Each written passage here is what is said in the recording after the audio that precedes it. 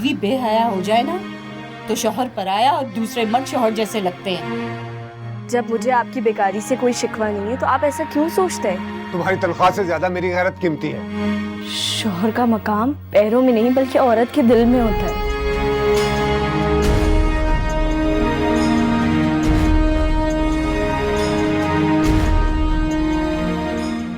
अगर बेटा मुझे इस मनूस मारी की मनुष्यत का पता होता ना तो खुदा की कसम कभी भी इस कलमुही को बहू बना के ना लाती। ये डायन आते ही तेरी नौकरी खा गई और तूने क्या क्या जतन नहीं किए, लेकिन तेरी नौकरी हाथ ना लगी दोबारा। हाँ माँ, कहती तो तुम ठीक हो। उससे मिलने वाली तनख्वाह मकबूल तो ना थी पर गनीमत थी। 2500 में मिला जुला कर गुजर बसर हो रही थी। बचता तो कुछ ना था। कर्ज पिछले महीने का अगले महीने में चुकता था, पर अब तो वो आसरा भी ना रहा। एक एक करके जहेज की सारी चीजें एक बार बिकने के बाद फिर ना बन सकी। ऊपर से मुन्नी की पैदाइश भी ऐसे वक्त में हुई जब घर की माशी कश्ती मुकम्मल तौर पर डूब चुकी थी। सारी मुसीबतों ने एक साथ सर उठा लिया। अरे सबसे बड़ी मुसीबत तेरी ये मनूस बीवी की जानलेवा बुखार था, वरना जहेज के सामान को बेचने की नौबत ही क्यों आती। उसके साथ लाया हुआ सामान उसी के इलाज में बेचना पड़ा हमें। हमने कौन से इन रुपयों से ऐशो इशरत कर लेनी थी। तुझे याद है झुमकों को बेचने की नौबत क्यों आई थी? अम्मा सच पूछो तो वो झुमके सलमा अपने घर से लाई थी। सोचा था बाद में फिर बन जाएंगे, लेकिन ये सब तो दिल को बहलाने वाली बातें थी। अब तो सोने की कीमत भी आसमान को छूने लगी है। अरे वाह बेटा, यहाँ रूखी सूखी खाना मुश्किल हो रही है और तुझे अपनी जोरू की जेवर बनाने की फिक्र पड़ी हुई। अम्मा सच पूछो तो मुझे फिक्र मकान के किराए की है। पिछले महीने से मालिक मकान को अगले महीने का कह के बहला रहा हूं। वो तो उसका भला हो, अच्छा इंसान है, खुदा तरसी है उसको, वरना खुले आसमान के नीचे आ जाते। एक तो मुन्नी का दूध भी इजाफी खर्चा बनके परेशानियां बढ़ा रहा है। यहाँ इस महारानी को देखो, बामुश्किल 8-10 महीने दूध पिलाया होगा, उसके बाद बच्ची के मुंह में बोतल ठूस दी। अम्मा तू तो जानती है ना कि मैं पिछले दिनों कितनी बीमार थी, इसीलिए बच्ची का दूध छूट गया। रहने दे, तेरे बहाने अच्छी तरह मैं जानती हूँ। अम्मा ठीक कह रही हैं।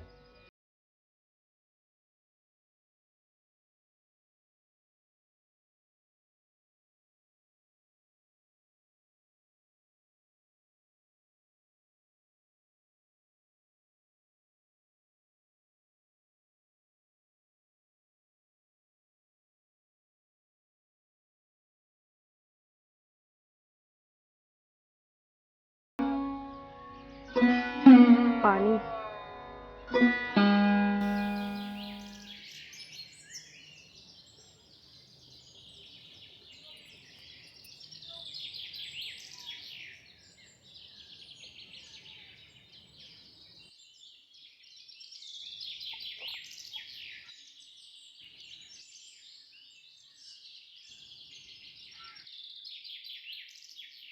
दीदे फाड़ फाड़ के क्या देख रही हो? जो उगलना है उगलो। आप इतनी तल्खी से क्यों बोलते हैं? एक बेकार शख्स चारपाई पे पड़े पड़े तल्ख नहीं तो क्या करे? हालात ऐसे है कि खुदकुशी करने को दिल करे और तू चाहती है कि मुझसे फूल जाए। जब मुझे आपकी बेकारी से कोई शिकवा नहीं है तो आप ऐसा क्यों सोचते हैं? क्योंकि मैं एक मर्द हूं, वो भी गैरतमंद मर्द। अपनी जिम्मेदारियों का एहसास है मुझे। मैं भी चाहता हूं कि कोई नौकरी करूं। अगर मैं नौकरी के सिलसिले में कोशिश करूं तो क्या तू नौकरी करेगी? दुनिया को क्या बावर करवाना चाहती हो कि बाकर की बीवी 10 जमाते पास है, इससे चूल्हा हांडी नहीं होता, बाहर जाके नौकरी करेगी? मैं इस वजह से नहीं करना चाहती। घर के हालात हमारे सामने हैं। अगर मैं नौकरी करूंगी तो कम से कम फाकों से तो बच जाएंगे हम। अरे भाड़ में गए तेरे फाके। आखिर किसने तेरे दिमाग में ये नौकरी का बुखार डाला है? वो जमीला खाला की बेटी है ना, वो पास वाले स्कूल में पढ़ाती है। उसी ने ही मुझे बताया कि पहली जमात की उस्तानी के लिए असामी खाली है। किस असामी की बात हो रही है? हाँ, अम्मा तेरी बहू नौकरी करना चाहती है, वो भी उस्तानी की। समझा इसे। हाय हाय हाय, तौबा तौबा। तू नौकरी करेगी, वो भी उस्तानी की? मुई उस्तानिया मास्टरों के साथ लगी हुई होती है। स्कूल जाने का तो बहाना होता है। घर में नहीं टिकती तो गुल खिलाने के लिए स्कूल का रुख कर लेती है। अम्मा ऐसा कुछ नहीं है, ये सारी बातें ना जाहिलाना जहन की पैदावार है। और ये उस्ताद और उस्तानी का पेशा तो बहुत मोअज़्ज़िज़ होता है, बहुत मोअज़्ज़िज़ पेशे से ताल्लुक रखते हैं। लो भैया, अब हम जाहिल लोग हैं। कोई जरूरत नहीं दलील देने की। अम्मा ने तुझसे ज्यादा दुनिया देखी है, और तू ये नौकरी करके मेरी मर्दानगी को नीचा दिखाना चाहती है। अरे वो और उल्लू के पट्टे होंगे जो अपनी बीवियों की कमाई खाते हैं। अभी दम है मुझ में, जब मर जाऊं ना तो जो जी में आए करना। अब तो जेवर भी नहीं रहा बिकने को, सब तार तार करके बिक गया। तो क्या मैं अपनी गैरत बेच के खा जाऊं? रुक, ये लेती जा। ये रख, ये कौन रखेगा?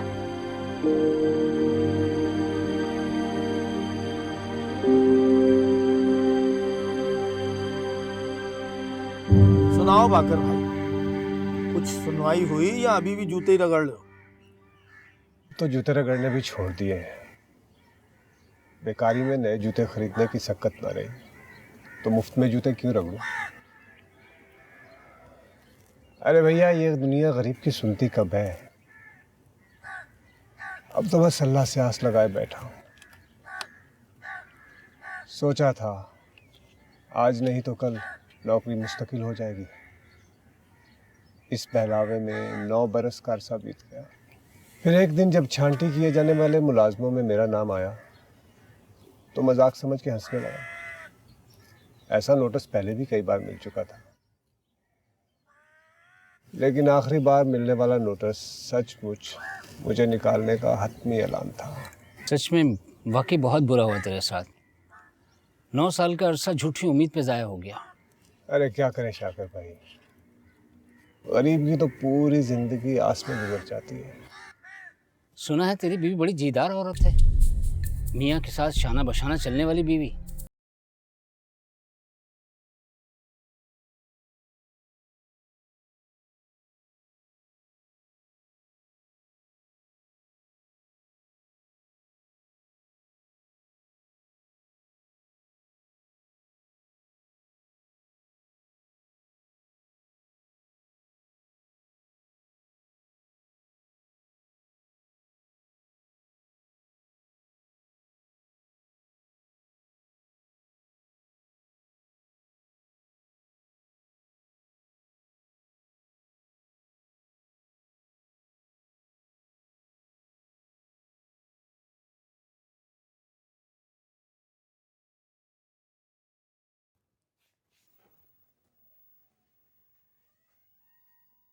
एक आखिरी चूड़ी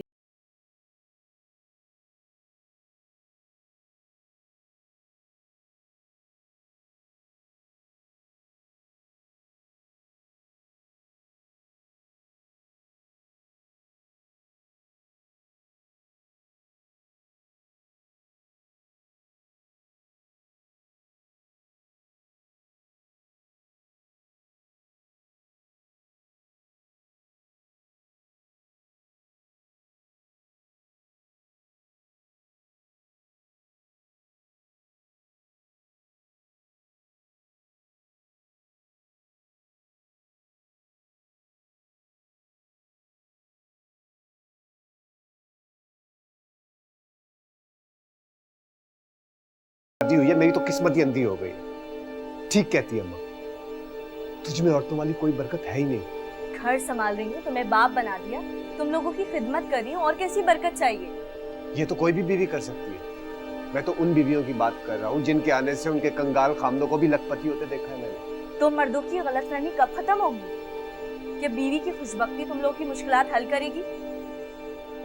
मुश्किलात हल करने के लिए हालात का मुकाबला करना पड़ता है, ना कि इस तरह यूं बिस्तर पे पड़े रहने से मुश्किलात हल होती। तुम अगर 2-4 ट्यूशन भी पढ़ा लो ना घर जा, तो हमें ये फाके ना देखने पड़े। दिमाग खराब हो गया तुम्हारा? मैंने 9 साल तक भरी जमात पढ़ाई है, अब 4-5 बच्चों को पढ़ा के बुखला जाऊं क्या? नहीं होता मुझसे ये। तो ठीक है, मैं जाकर नौकरी करती। टांगे तोड़ दूंगा तुम्हारी अगर नौकरी के लिए बाहर निकली तो। अच्छा, मेरी टांगे तोड़ोगे? मेरी टांगे तोड़ने से बेहतर है अपनी टांगों पे चल के जाओ और जाके कोई काम धंधा ढूंढो, वरना ये बेकारी हमें दीमक की तरह खा जाएगी। बकवास बंद कर अपनी। एक तो पहले ही परेशान, ऊपर से तुम्हारे ये बेकारी के ताने सुन सुन के मेरे दिमाग में जख्म हो गया है। खबरदार अगर तुमने आइंदा ये बात की तो मुझसे बुरा कोई नहीं होगा।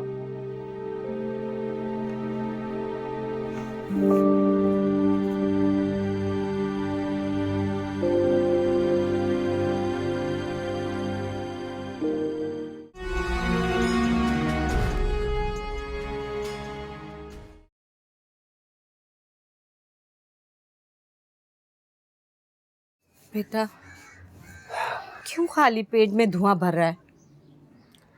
आखिरी सिगरेट था अम्मा, अब तो लगता है नसीब में ये धुआं भी नहीं रहेगा। जानती हूँ, कल से कुछ नहीं खाया, घर में अनाज का एक दाना तक नहीं पका है। अब तो यार दोस्त भी देख के मुंह फेर लेते हैं। बेटा, तेरी भूख देखकर मेरा कलेजा फटने लगता है। मुझे अपनी फिक्र नहीं है, मैं तो अपनी जिंदगी गुजार चुकी हूँ। आज नहीं तो कल मर जाना है, जरूरी नहीं उसकी वजह भूख हो। लेकिन तेरी बेगैरत बीवी को रत्ती भर तेरी भूख का एहसास नहीं है। दोनों माँ बेटियां खा पी रही हैं। शौहर समझती तो एहसास होता ना। जब बीवी बेहया हो जाए ना तो शौहर पराया और दूसरे मर्द शौहर जैसे लगते हैं। बहुत दूर जा चुकी है वो, ना तू वापस ला सकता है उसे और ना ही मैं। बेहतर है उसको उसके हाल पे छोड़ दिया जाए। वो नौकरी करना चाहती है ना तो एक क्या 10 नौकरी करे। वो जन्म जली शौहर की नाफरमानी करके अपनी आखिरत तो जलाएगी, लेकिन कमा के तो लाएगी। कम से कम पेट की तो आग बुझेगी। अम्मा, तुम्हारा मतलब है कि मैं सलमा को नौकरी करने की इजाजत दे दूं? उसे तेरी इजाजत की जरूरत नहीं है। जो उसने ठान लिया है ना वो करेगी कमबख्त मारी। देख लेना।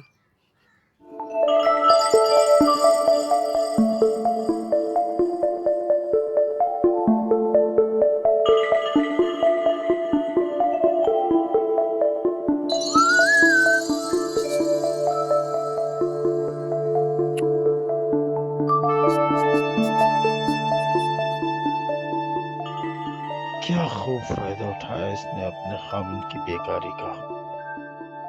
स्कूल में क्या, इसे तो कोई भी अपने दिल में नौकरी दे सकता है। काश काश मैं भी इसके स्कूल में मास्टर होता।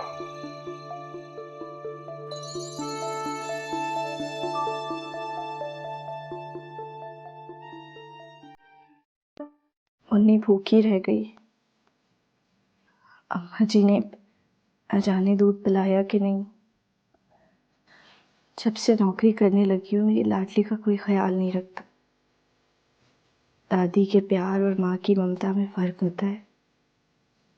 मैले कपड़े धुलने के लिए जमा किए हैं, धुलने की मोहलत ही नहीं मिली। उनके कपड़े काफी पुराने हो गए। अब की तनख्वाह मिलेगी तो 2-4 कपड़े मुन्नी के लिए ले लूंगी। वालेकुम सलमा, लिस्ट तैयार हो गई? हाँ जी।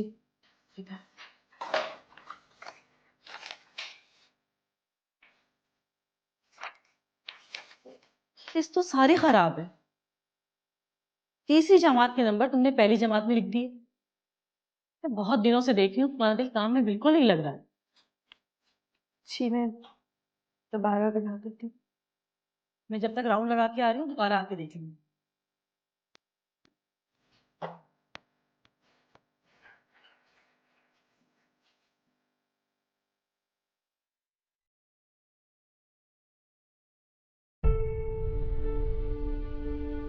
अजीब मुसीबत गले में बंध गई है। कितनी मुश्किलों से सुलाया। बच्ची का रो रो के बुरा हाल था। बिल्कुल अपनी माँ पे गई है कमबख्त मारी। अव्वल दर्जे की ढीठ है। मेरे नसीब में तो आराम भी नाम को नहीं है। महारानी सुबह निकलती है और इस मुई को गोद में उठाने की मजदूरी मुझे ही करनी पड़ती है। बाप घोड़े बेचकर सो रहा है, घर में बच्ची को छोड़कर गई है। उसका मक्मारी को तो फिक्र ही नहीं है, जरूर किसी मास्टर के साथ नैन मटक्का कर रही होगी। हाय मेरा मासूम और बेखबर बेटा यहाँ चैन की नींद सो रहा है और उसकी बीवी वहां किसी के पहलू में बैठ के इश्क के राज और न्याज में मसरूफ होगी। अरे बेटा चारपाई छोड़ और जाके अपनी बीवी की खबर ले। आज तो उसने हद कर दी आवारागर्दी की। अरे मैं पूछूं इससे, सूरज निकलने के साथ घर से निकलती है, अब सूरज डूबने जा रहा है लेकिन महारानी को घर का रास्ता नजर नहीं आता। हमारी छोड़ो, उसको तो बच्ची की भी फिक्र नहीं है। इसीलिए कहता था अम्मा, नहीं दूंगा नौकरी की इजाजत। अब क्या फायदा ये कहने का, जा जाके देख किसी के साथ नैन मटक्का तो नहीं कर रही है। ओह आ गई महारानी। पूछती हूँ, तुम्हारे स्कूल का रास्ता इतनी दूर है कि पहुंचते पहुंचते शाम हो गई। कहां से आ रही है इतनी देर में? जहन्नुम से आ रही। लो भैया, हम कौन होते हैं पूछने वाली? कमाओ कूद बीवी है, पेट को टुकड़ा देती है ये। कमाती है जब चाहेगी आएगी, जब चाहेगी जाएगी। हम कौन होते हैं कहने वाले? शुक्र करो कि आ गई घर। मैं पूछता हूँ कहाँ लगाई इतनी देर? कमाने गई थी, और कहाँ जाऊंगी? कमाई थी बच्ची, इतनी शाम तक कमाई हो रही थी। कहो तो कल से नहीं जाती। अरे हर्राहा, तू कब इसके कहने पे चलती है जो अब चलेगी? देखो सलमा, तुम कहने को तो सिर्फ नाम की ही मेरी बीवी हो, लेकिन दुनिया की नजर में मेरी गैरत हो, और अगर मेरी गैरत पर उंगली उठी तो तुझे मैं इस दुनिया से उठा दूंगा। इतनी ही अपनी गैरत और मेरी इज्जत का ख्याल है तो खुद क्यों नहीं कमाते जाके? सारा दिन वहां भेजा मारूं, घर आके गालियां सुनूं। पड़े पड़े बीड़ियां फूकते रहते हो और औरत होके मैं कमाऊं, ऊपर से तुम लोग की बातें भी सुनूं। खुद मजे से ठूस लेते हो माँ बेटे।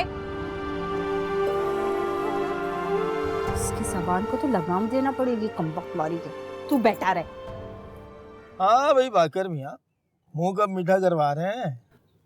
किस खुशी में मियाँ? हमारा रहने दो यार। मैं भी कहूँ आजकल आप बीड़ी पीने के लिए हाथ क्यों नहीं फैला रहे? मैं क्या तुझे मांगने वाला लगता हूँ? वाह भाई वाह, जोरू कमाई क्या करने लगी, निचले सुर भी ऊंचे हो गए। उस दिन तो बड़ी छाती चौड़ी कर रहे थे, लगता है जोरू के सामने एक ना चली तुम्हारी। मैंने कहाँ इजाजत दी है? वो तो अम्मा सामने हमायती बन के खड़ी हो गई, वरना 3 तलाकें उसके हाथ में देता। कुछ भी कहो बाकर मियाँ, ऐश है तुम्हारे। जोरू कमाई करके लाती है और तुम मजे से बैठ के खाते। एक हमारी जोरू के नखरे, पानी तक नहीं पीती और आए दिन जेवर और कपड़े की फरमाइश। भैया सच्ची बात तो यह है कि ये आजाद किस्म की औरतें पसंद नहीं हमें। औरत तो ऐसी होनी चाहिए जो मर्द का जी खुश करे। भाई जेवर कपड़े की फरमाइश उसका हक है, और वैसे भी वो मर्द ही क्या जो औरत को जेवर और कपड़े के लिए तरसाए। तुम क्या समझते हो कि मैं खुश हूँ उसकी नौकरी से? अब खुश हो या नाराज ये तो मैं नहीं जानता, लेकिन हाँ तुम्हारे जिगर को दाद देने को जी चाहता है जो अपनी बीवी को तेरे मेरे पास भेज देते हो। कसम खुदा की बाकर भाई, खुदकुशी कर लूं अगर बीवी के टुकड़ों पे जीना पड़े।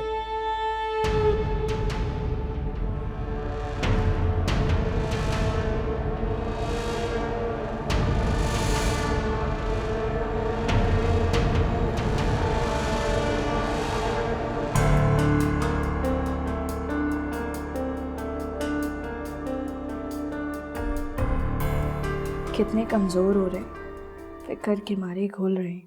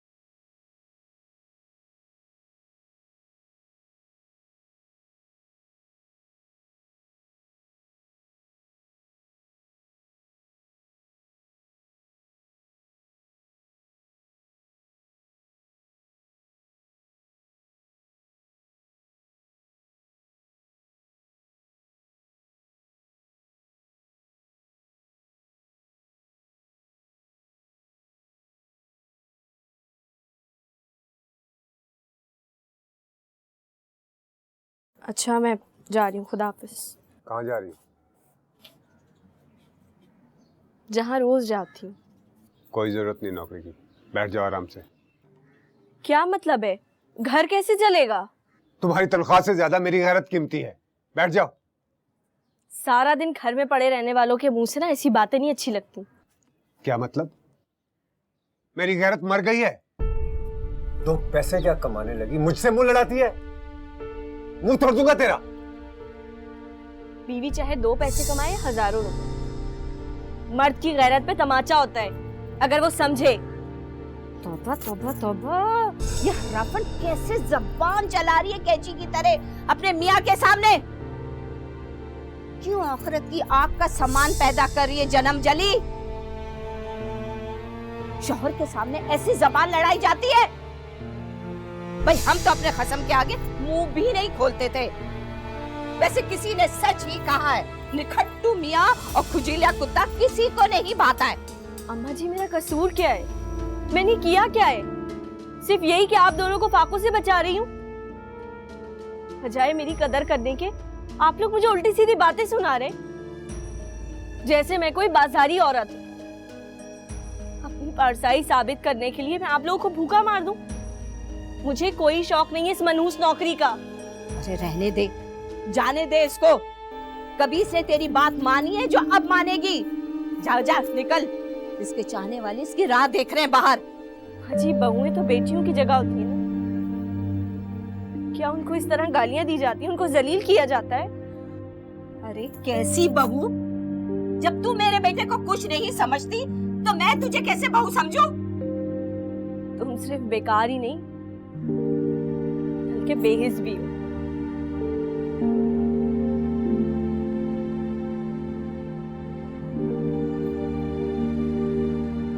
जन्म जली, अल्लाह तुझे गर्क कर दे।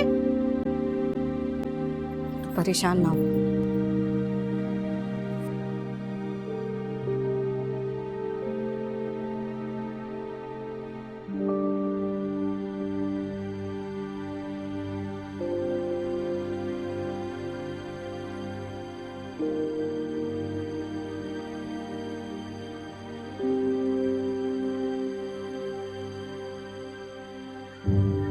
खावन बेकार हो जाए तो बीवियां आवारगी पे निकल आती है। क्या बोला तुमने? हाँ क्या बोला? बीबी आंखें मुझे नहीं, अपने बेकार और हड आराम शौहर को दिखाना, जिसकी बेगैरती का फायदा न जाने कितने मर्द उठा रहे हैं। मेरे शौहर जैसे भी है ना, तुझसे लाख दर्जे अच्छे हैं। तेरी तरह नहीं कि आने जाने वाली लड़कियों को छेड़े। मुझे बेगैरत कहने वाली तू कौन सी पारसा है? घर घर में तेरे किस्से चल रहे हैं। क्या किया है मैंने? क्या कसूर है मेरा? सिर्फ यही कि मैं अपने घर वालों को फाकू से बचा रही हूँ। अरे तुझ जैसे मर्दों को तो हम जैसी औरतों के पैर धो धो के पीने चाहिए। अरे ये काम अपने उस निकम्मे शौहर से करवा। हम उस तरह के मर्द नहीं है जो औरतों की कमाई खाएं। सरेरा औरतों को बुरा भला कहने वाला मर्द नहीं होता, नौमर्द होता है। अरे मर्द तो वो होता है जो औरत की इज्जत करे, उसको अपने सर पे बिठा ले। और जिस ढिठाई से तू अपनी मर्दानगी पे फख्र करता है ना, ये फख्र तुझे नहीं हम औरतों को करना चाहिए जो एक मर्द को पैदा करती हैं। तुझे और मोहल्ले के सारे मर्दों को ना मेरा एहसानमंद होना चाहिए।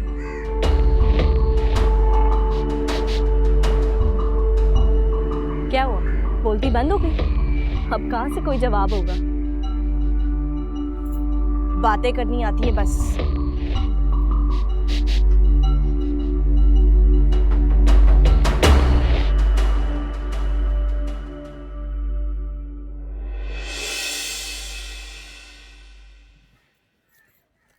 आज बहुत देर कर दी आने में, कब से इंतजार करूं। चलो अब चले, कोई देख ना ले। कौन देखिएगा? तुम्हारे शौहर और कौन? मेरा शौहर। वो साहब तो खर्राटे लेकर सो रहे होंगे। चल ठीक है, अब चलें? हाँ चल।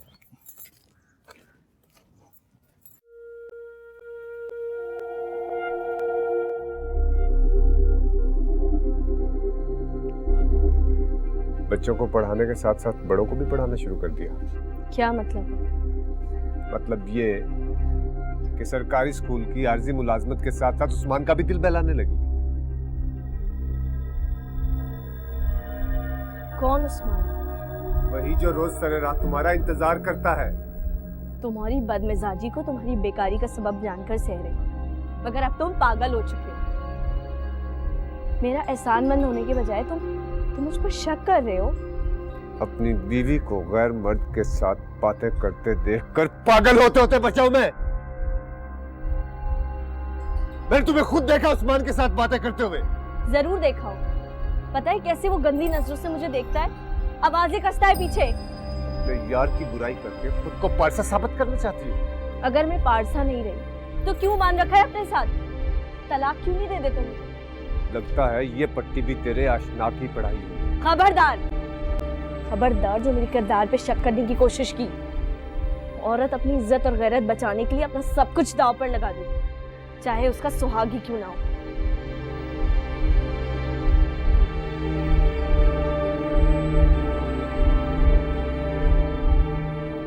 ये स्कूल है, कोई बागीचा नहीं जो तुम अपनी बच्ची को गोद में उठा के चली आ रही हो। अगर तुम्हारे घर में इस बच्ची को संभालने वाला कोई नहीं है तो तुम नौकरी छोड़ दो। शायद यही करना पड़े। मैं बहू और बीवी से ज्यादा एक माँ बनने को तरजीह दूंगी। घर के फाकों की वजह से मैं अपनी ममता का गला नहीं घोट सकती। बेकारी भी इंसान को कितना बेहिस बना देती है। तेरे शौहर को ना तेरे दुख का एहसास है, ना तेरी बच्ची की मोहब्बत का। देखो सलमा, मैं तुम्हारा दर्द समझ सकती हूँ, लेकिन मैं भी सरकारी मुलाजमा हूँ, मुझे भी जवाब देना होता है। अगर मैं ज़रा भी तुम्हारे साथ कोई रियायत बरतूंगी तो दूसरी उस्तानियाँ भी मुझसे तकाजा करेंगी, और मसले और परेशानियाँ तो सभी के साथ हैं।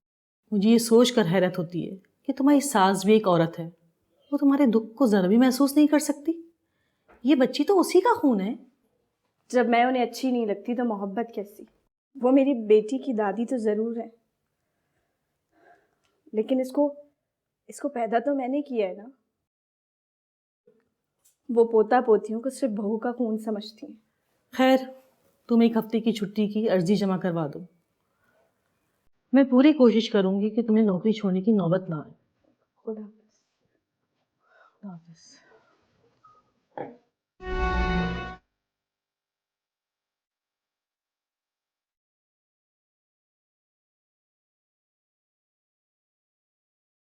ये तुमने बिल्कुल अच्छा नहीं किया। सलमा भाभी जैसी बीवियां किस्मत वालों को मिलती हैं। तुम्हें उनकी कदर करनी चाहिए, ना कि उन पे शक। मेरी जगह पे कोई भी होता तो शक की आग में जल जाता। बाकी मियाँ, जो कुछ तुम्हें नजर आ रहा था ना, वो तुम अपनी नहीं शक की आंखों से देख रहे थे। और शक की आंखों से हमेशा धोखा, फरेब और गलत फहमियां नजर आती हैं, हकीकत नहीं। और हकीकत ये है कि उस्मान जैसे कमीने और शैतान की बोलती बंद कर दी थी सलमा भाभी ने। क्या? तुम्हें कैसे पता? मैं उस वक्त गली में मौजूद था और खामोशी से ये सारा मंजर देख रहा था। उस्मान की उस वक्त जो हालत हो रही थी ना, आइंदा वो किसी भी औरत के साथ बदतमीजी करने से पहले 1000 बार सोचेगा। बाकी मियाँ, तुम्हारी बीवी बहुत गैरतमंद है, और गैरतमंद औरतें बहादुर होती हैं।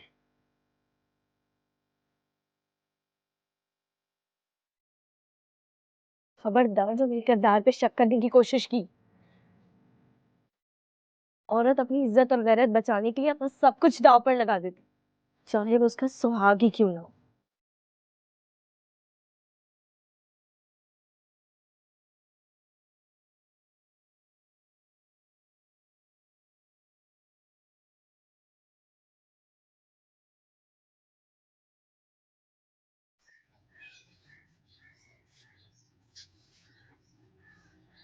क्या बात है बेटा, कुछ दिनों से बहुत परेशान लग रहे हो।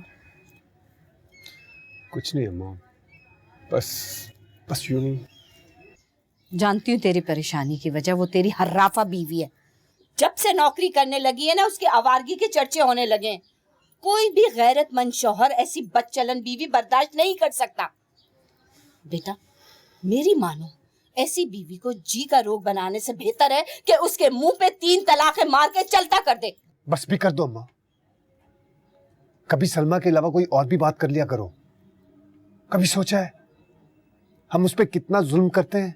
क्या हो गया तुझे? कैसी बहकी बहकी बातें कर रहा है? जिस औरत ने तेरा जीना दुभर कर दिया है, तू कह रहा है हम उस पर जुल्म कर रहे हैं? ऐसी बीवी को पल भर बर्दाश्त करना मुश्किल है, लेकिन बेटा तेरा ज़र्फ है जो तू उसको सह रहा है। हम कम ज़र्फ हैं। ज़र्फ वाली सलमा है जो मुझे सह रही है।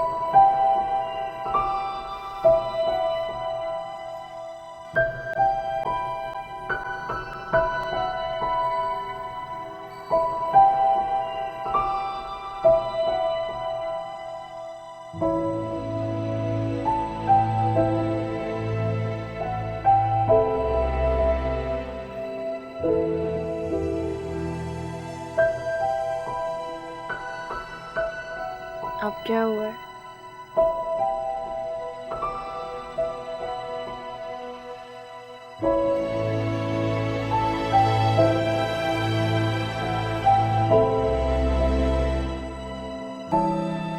मुझे मर्द की यही फितरत बुरी लगती है। बीवी के साथ जितना चाहे जुल्म करे, लेकिन जब अपनी जरूरत पड़ती है तो मासूम बन के खड़े हो जाते हैं। लेकिन आप चले जाएं यहाँ से। मैं आपकी जरूरत पूरी करने का आला नहीं बनूंगी।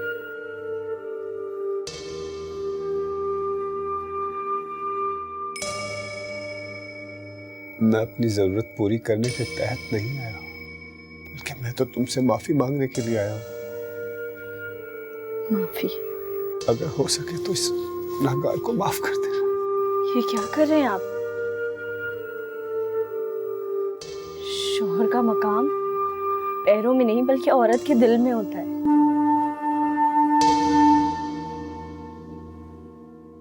सलमा, मैं ना तो अच्छा शौहर बन सका, ना ही शफीक बाप, लेकिन मैं वादा करता हूं अब मैं खुद को बेकारी की दीमक की खुराक बनने नहीं दूंगा।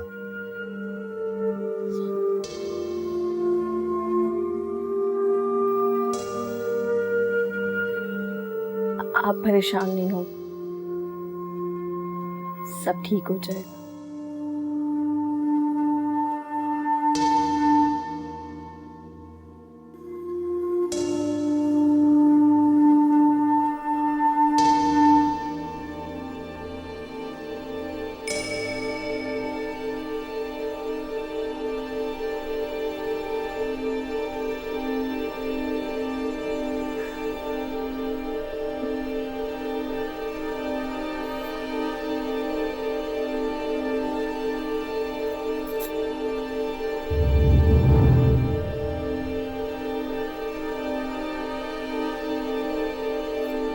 बाकर, बाकर!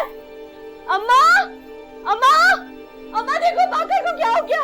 बाकर उठो! क्या हुआ? बाकर! क्या हुआ? अम्मा! अम्मा बाकर को देखो! हट! हट! बाकर! बाकर! बाकर!